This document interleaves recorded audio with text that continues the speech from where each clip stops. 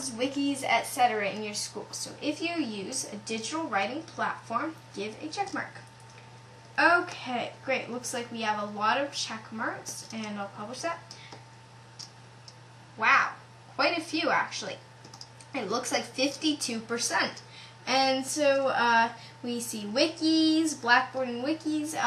Yeah, so there are really many different ways you can give students the chance to gain recognition and have an audience for their writing. And the reason I think it's important to use digital writing platforms is because it gives kids a sense, well, I am really getting a wider audience. It's not just when you hand work into your teacher and it gets graded and you get it back. That only has maybe 1 or 2 people in your audience at the most. Whereas when you're using a digital writing platform, it's your classmates, your peers who will be able to read this. And it's a little bit of positive peer pressure, I think. When you are writing on this digital writing platform, you really understand, well, writing is the mark I make on the world. It's the mark, and it's what my peers are seeing. It better be good. Another thing is that when I'm reading with intent, I evaluate each new piece of information more carefully. I think about how I can incorporate it into my story, poem, or other project, which brings me to write to learn ideas. So write to learn is the phrase I use to describe writing after students have maybe learned about a concept and then writing to solidify that idea in their mind.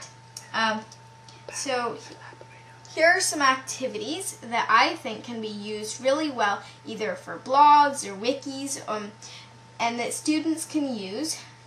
For instance, write about a current event in the first person.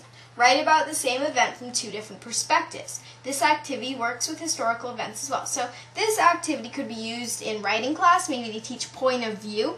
In history class, for instance, on the American Revolution, a British soldier's view of the American Revolution as opposed to an American soldier's view. So it could be used to teach a variety of different things. It's really writing to learn.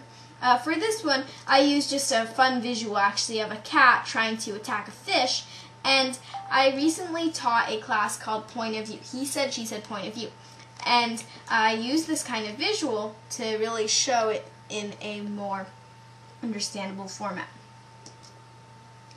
Choose a topic you want to become an expert in and create weekly blog posts about the things you learn. So this is one I actually did myself for quite a long time. I wanted to become an expert on ancient China.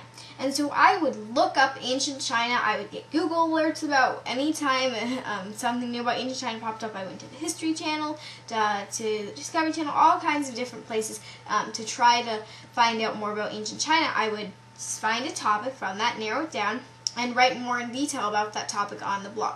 So again, it really applied to many different curriculums. It applied to history.